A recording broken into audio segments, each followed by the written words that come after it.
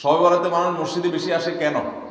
এই রাতে বেশিরভাগ মানুষ মসজিদে যায় বা ইবাদত বন্দেগী করে যার যার মতে করে। বেশিরভাগ মানুষের ধারণা হলো যে এই রাতে ভাগ্য ঠিক হয়। যেহেতু ভাগ্য ঠিক হয়, ভাগ্য নির্ধারণ হয়, সেই জন্য এই রাতে মসজিদে যায়, ভিড় জমায় যে একটা রাতে ইবাদত বন্দেগী করে যদি ভাগ্যটা নিজের অনুকূলে লিখে নেওয়া যায়, সারা বছরের ভালো কিছু লেখাই নেওয়া যায়, তাহলে তো সারা বছর ভালো থাকা যাবে। এই জন্য ওই একটা রাত একটু বেশি ইবাদত বন্দেগী করার চেষ্টা করে। ঠিক না বেঠিক?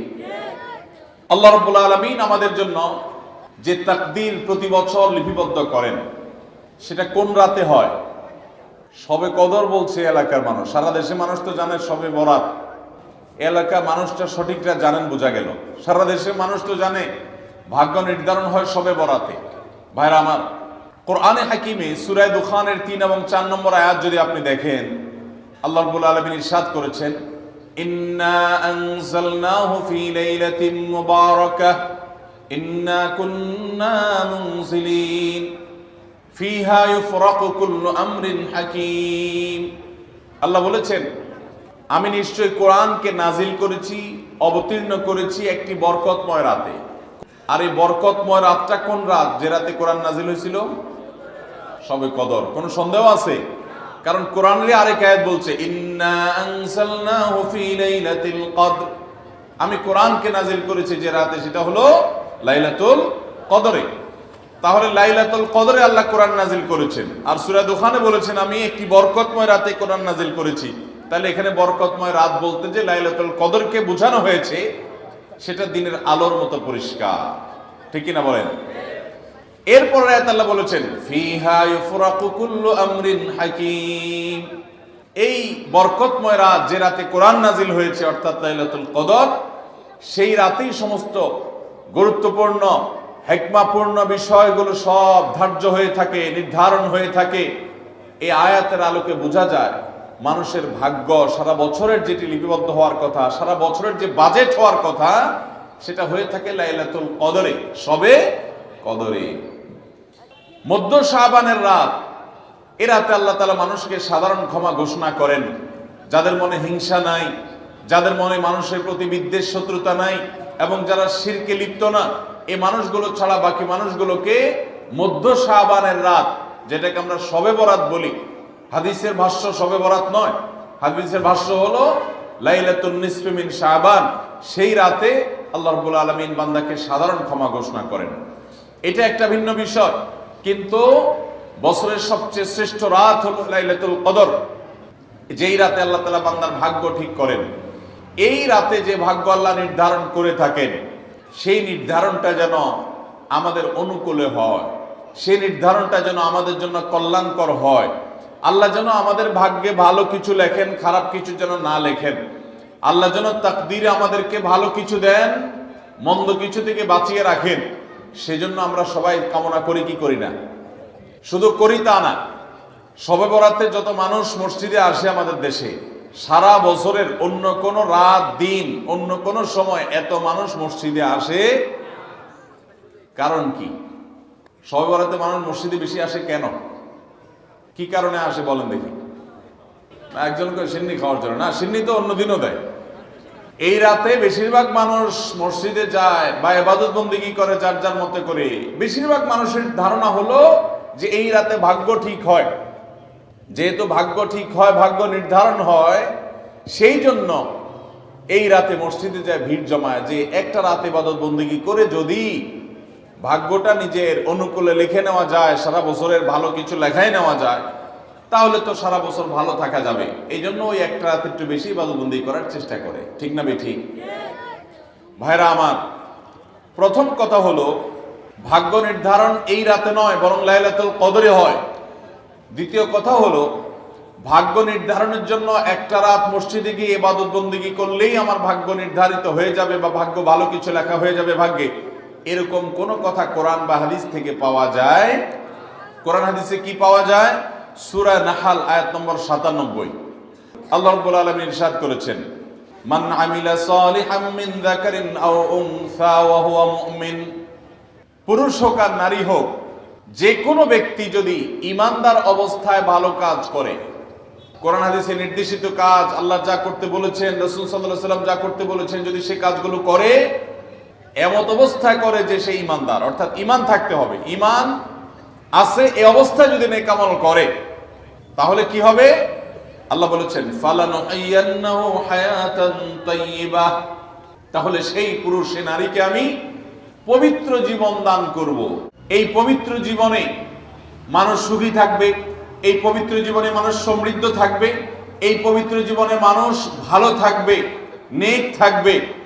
ওয়ালানাজজিয়ান্নাহুম আজরাহুম বিআহসানি মা কানু ইয়ামালুন, এবং এই ইমানদার নারী পুরুষরা যদি নেক আমল করে, ভালো কাজ করে যদি সব সময়, তাহলে সেক্ষেত্রে আল্লাহ বলেছেন তারা যে ভালো কাজ করেছে ওইটা সবচেয়ে উত্তম বিনিময় আমি তাদেরকে দান করব। তাহলে এই আয়াত থেকে প্রমাণ হয়, যদি কেউ ঈমান আনার পর নেকামল করতে থাকে, নেকামল করতে থাকে, একদিনের নেকামল নয়, এক রাতের নেকামল নয়, সারা বছর জুড়ে সারা জীবন ধরে ভালো কাজ করার চেষ্টা যদি কেউ করে, আল্লাহ তাআলা তাকে পবিত্র জীবন দিবেন, সৌভাগ্যবান মানুষের জীবন দিবেন, সুখী মানুষের জীবন দিবেন। এখান থেকে বোঝা যায় কি, ভাগ্য নির্ধারণের জন্য এক রাত আমল করতে হবে নাকি সারা বছর? সূরা আরাফ আয়াত নম্বর 96, ওয়ালাউ আন্না আহলাল কুরা আমানু ওয়াত্তাকাউ, যদি কোন জনপদের লোকেরা ঈমান আনে আর তাকওয়া অবলম্বন করে। তাকওয়া কি? তাকওয়া হলো আল্লাহর ভয়ে সে আল্লাহর নির্দেশগুলো মানে আর হারামগুলো বর্জন করে, এরকম যদি কেউ করে, লাফাতাহনা আলাইহিম বারাকাতিম মিনাস সামাই ওয়াল আরদ, আল্লাহ বলেছেন তাহলে ওই ব্যক্তিকে আসমান এবং জমিন থেকে সমস্ত বরকত সমূহের দুয়ার সবগুলো তার জন্য খুলে দেওয়া হবে। তাহলে বোঝা গেল মানুষের জীবনে বরকত নাজিল হবে, মানুষ সুখে থাকবে, ভালো কিছু তার তাকদিরে লেখা হবে। তখন যখন বান্দা নেক আমল করে, যখন বান্দা গুনাহ থেকে বাঁচে, তাকওয়া অবলম্বন করে, তখন তার ওই এক রাত্রে গিয়ে আলাদা কিছু দোয়া বা বিশেষ পদ্ধতির কোনো জিকির আজকার এটা প্রয়োজন হয় না, বরং সে সারা বছর জুড়ে আল্লাহ তাআলা তার নসিবে ভালো কিছু লেখেন, যদি সে বছর জুড়ে সারা জীবন ধরে নেক আমল করে গুনাহ থেকে বাঁচে। ভাইরা আমার, ধরুন আপনার বাসায় দুটা মেশিন আছে, সেলাই মেশিন আছে। আপনার যেই মেশিনটা ভালো, এটা দিয়ে আপনার কাজ হয়, প্রোডাকশন হয়, ওই মেশিনটাকে তেল মোবিল আপনি ঠিক মতো দিবেন কি দিবেন না? যেহেতু ওইটা সার্ভিস দেয় আপনাকে, ওখান থেকে আপনার প্রোডাকশন হয়, ভালো কিছু অর্জিত হয়, সেজন্য আপনি অটোমেটিকলি সেটার জন্য বিদ্যুৎ সাপ্লাই দিবেন, গ্যাস লাগলে গ্যাসের সাপ্লাই যে মেশিনের জন্য দরকার সেটা দিবেন, তেল মোবিল যা যা দেওয়া দরকার সেটা দিবেন, নষ্ট হলে সাথে সাথে ওটা ঠিক করাবেন, যা যা দরকার সব ব্যবস্থা আপনি করবেন। কারণ মেশিনটা আপনার প্রোডাক্টিভ, মেশিনটা আপনার প্রোডাকশন দিচ্ছে, এখান থেকে ভালো কিছু পাওয়া যাচ্ছে, সেজন্য আপনি এটা দিবেন। আরেকটা মেশিন যদি হয় যে মেশিন থেকে আপনার কোনো সার্ভিস আপনি পান না, প্রোডাকশন দেয় না, মেশিনটা নষ্ট হয়ে অকেজো হয়ে পড়ে আছে, তাহলে ওই মেশিনে কি আপনি বিদ্যুৎ সাপ্লাই দিবেন? ওখানে কি আপনি অন্য যা দরকার আছে তেল মোবিল নিয়মিত দেওয়া, এগুলো কি আপনি করবেন? করবেন না। হ্যাঁ, ওইটার জন্য মাসে মাসে কিস্তি যদি দেওয়ার দরকার হয়, আগে থেকে কিনা থাকে, তাহলে আপনি হয়তো কিস্তি পরিশোধ করবেন। অন্য কিছু আগে থেকে করা দরকার আছে সেটা আপনি করবেন। আল্লাহ রাব্বুল আলামিন ঠিক একইভাবে তার যে বান্দারা তার অনুগত থাকে, তাকওয়া অবলম্বন করে, হারাম থেকে বাঁচে, গুনাহ থেকে বাঁচে, ফরজ কাজগুলো করে, আল্লাহ তাআলা তার সেই বান্দাদের জন্য ভালো কিছু তাদের তাকদীরে লিপিবদ্ধ করেন, তাদের জন্য নসিবে ভালো কিছু রাখেন, তাদেরকে সুখের জীবন দান করেন, সৌভাগ্য দান করেন, আল্লাহ তাআলা প্রকৃত প্রশান্তি মনের সেটা দান করেন। আল্লাহর ঈমানদার এবং নেককার বান্দাদেরকে, আমলে সালেহ কর্মওয়ালা বান্দাদেরকে, মুত্তাকি পরহেজগার বান্দাদেরকে।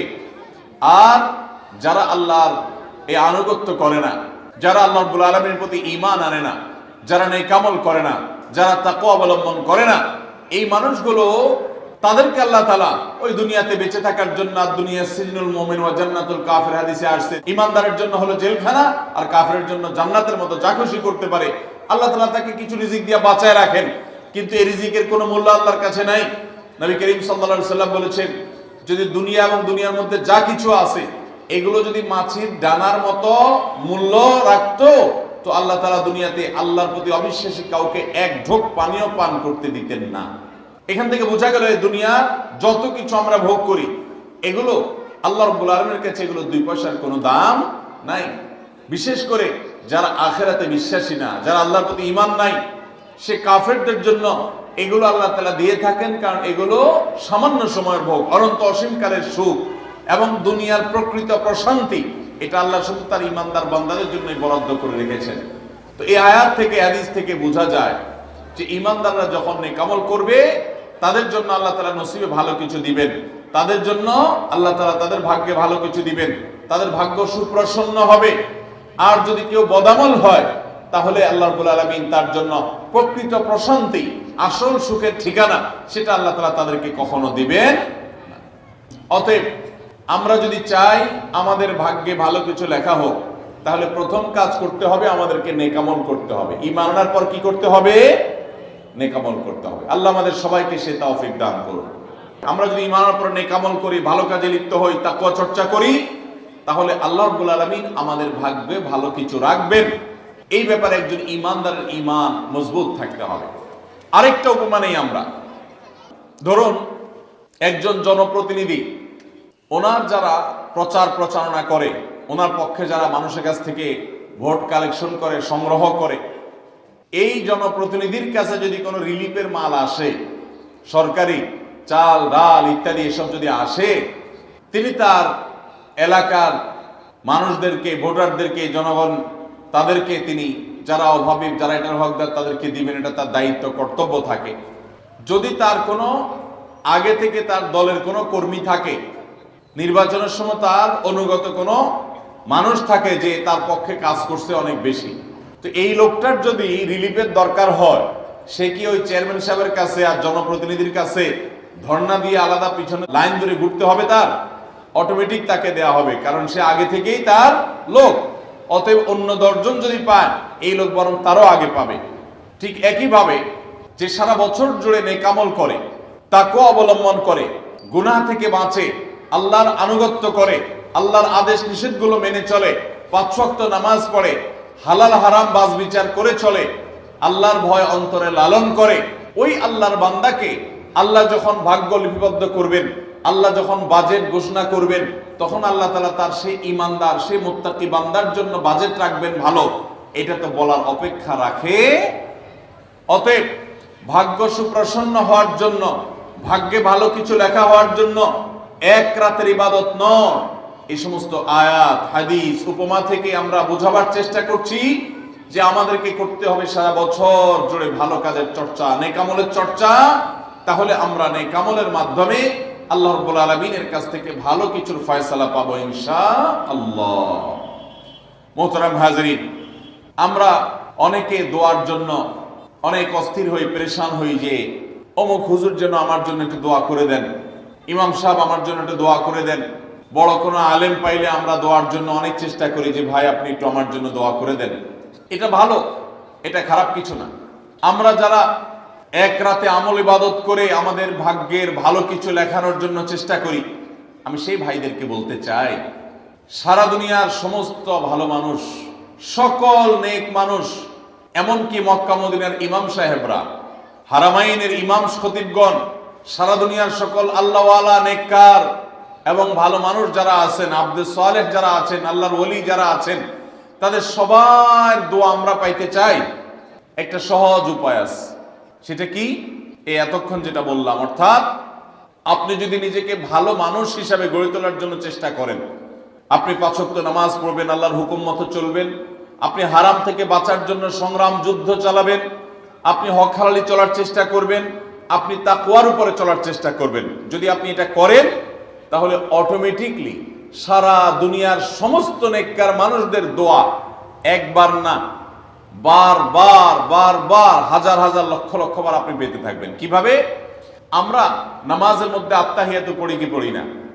এই আত্তাহিয়াতুর মধ্যে একটা কথা আছে, আসসালামু আলাইনা ওয়া আলা ইবাদিল্লাহিস সালিহিন। এর অর্থ কি?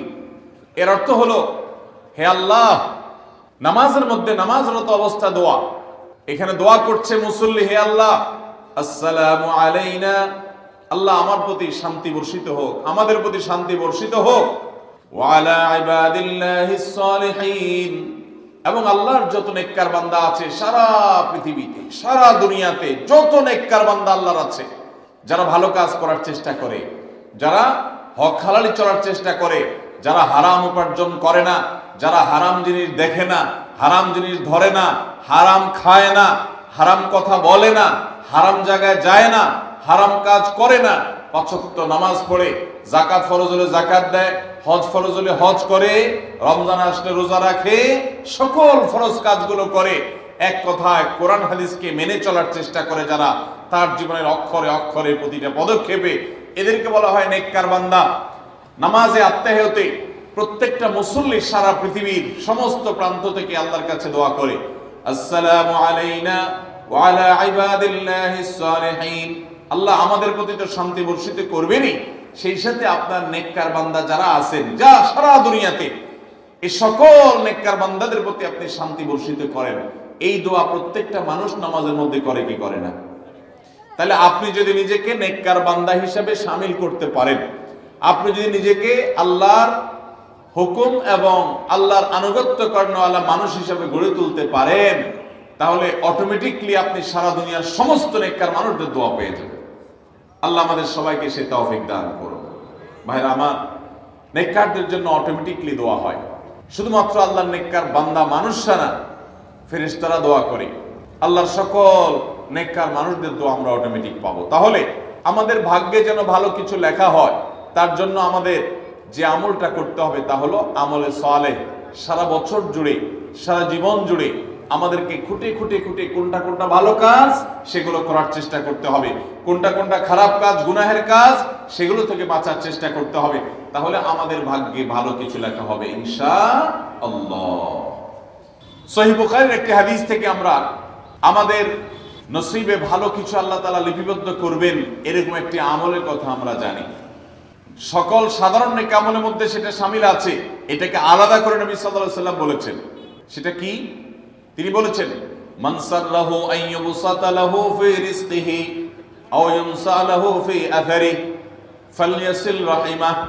মান সাল্লাহা লাহু আইয়ুবসাতা লাহু ফি রিজকিহি আও ইউনসা লাহু ফি আথারিহি, যে ব্যক্তি চায় তার রিজিককে প্রশস্ত করে দেওয়া হোক, তার রিজিকে বারাকা দেওয়া হোক এবং তার হায়াত বৃদ্ধি করে দেওয়া হোক, এটা যে চায়, ফালইয়াসিল রাহিমাহ, সেই জন্য তার রক্ত সম্পর্কীয় আত্মীয়দের সাথে সুসম্পর্ক বজায় রাখে, সেই জন্য তার রক্ত সম্পর্কীয় আত্মীয়দের সাথে সম্পর্ক সবসময় জুড়ে রাখে, সম্পর্ক যেন ভালো রাখে, তাদের সাথে সম্পর্ক যেন ছিন্ন না করে। তাহলে সেক্ষেত্রে তার হায়াত এবং তার রিজিকের মধ্যে বরকত দেওয়া হবে, কল্যাণ দেওয়া হবে, লিপিবদ্ধ করা হবে, এই ফয়সালা তার জন্য করা হবে।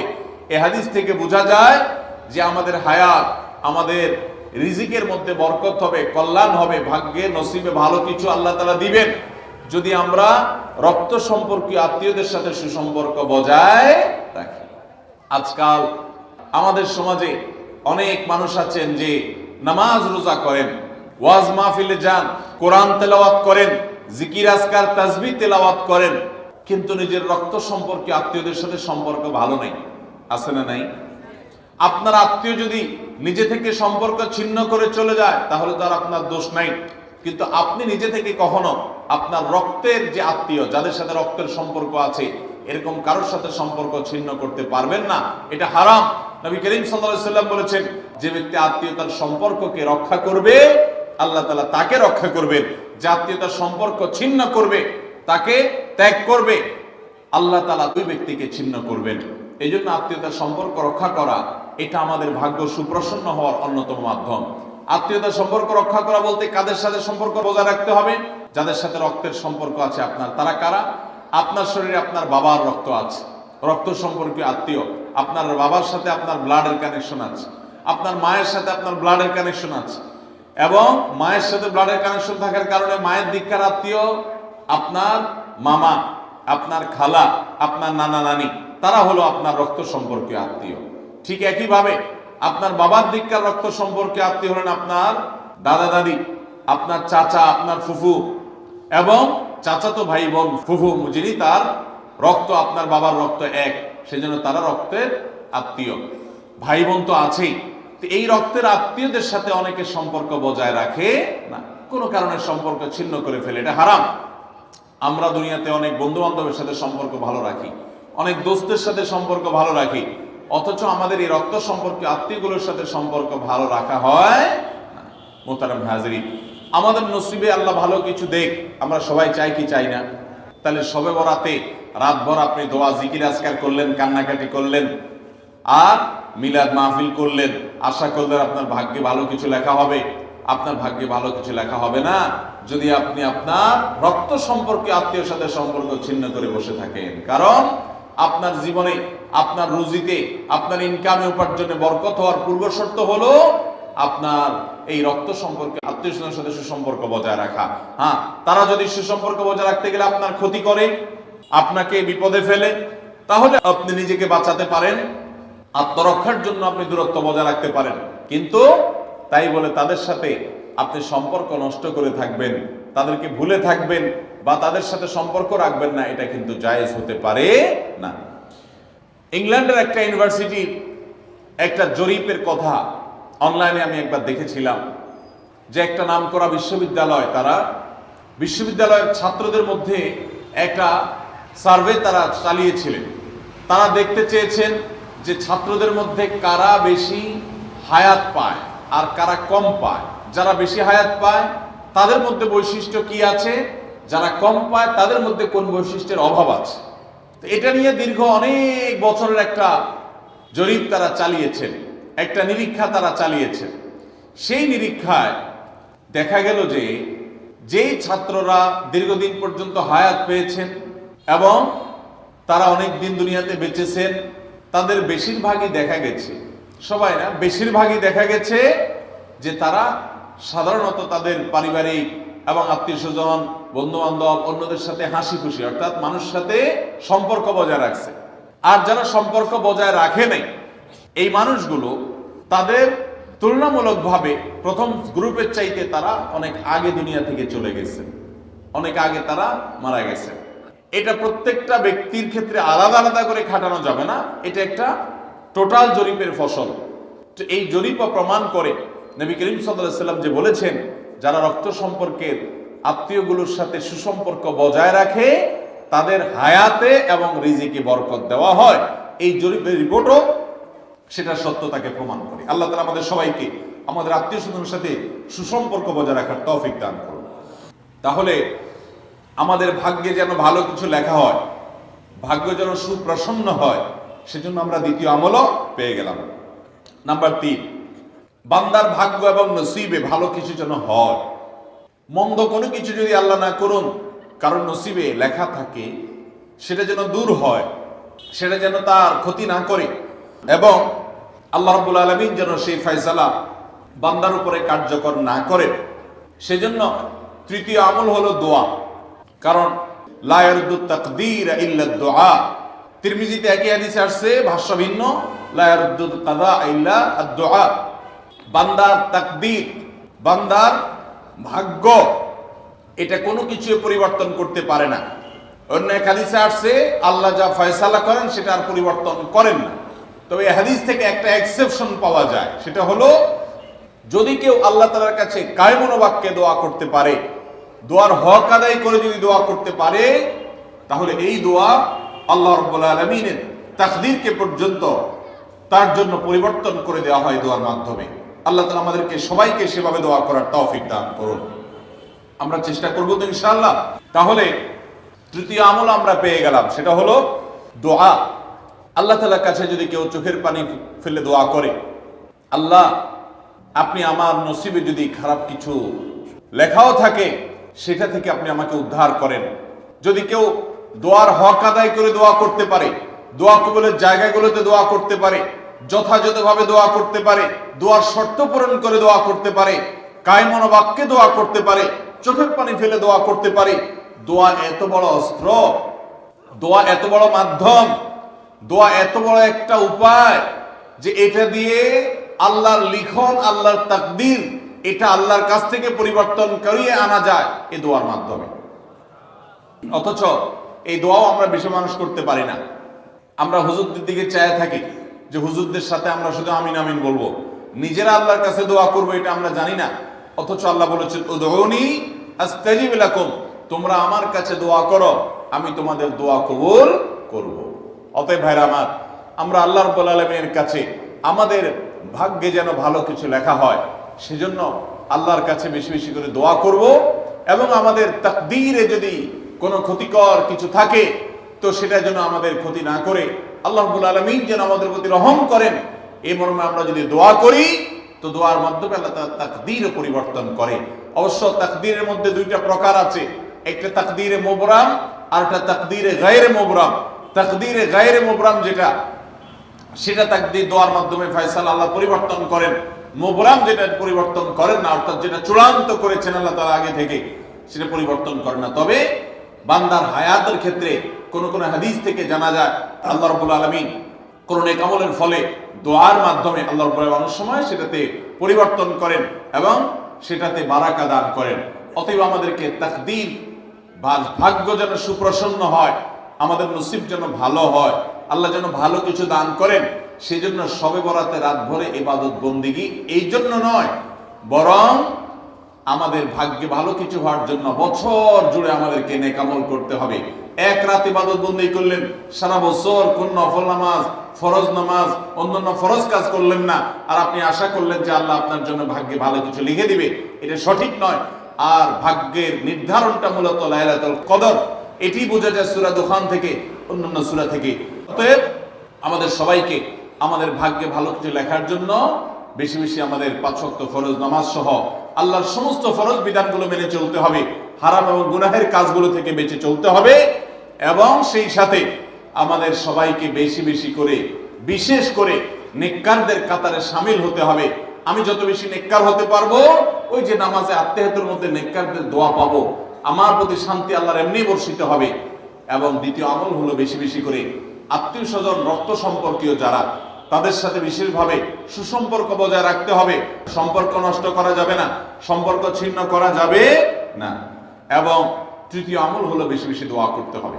এই তিনও আমল যখন আমরা একযোগে চালাবো, একদিক থেকে সাধারণ সব নেক আমল করব, বিশেষভাবে আমি আত্মীয় স্বজনের সাথে সুসম্পর্ক বজায় রাখার চেষ্টা করব, এবং আল্লাহর কাছে দোয়ার আমলটা বেশি বেশি করব, বরকত নাজিল হওয়ার মতো কাজগুলো বেশি বেশি করব, ইনশাআল্লাহ আল্লাহ রাব্বুল আলামিন আমার নসিবে ভালো কিছু দিবেন এবং মন্দ কিছু থেকে আমাকে বাঁচাবেন।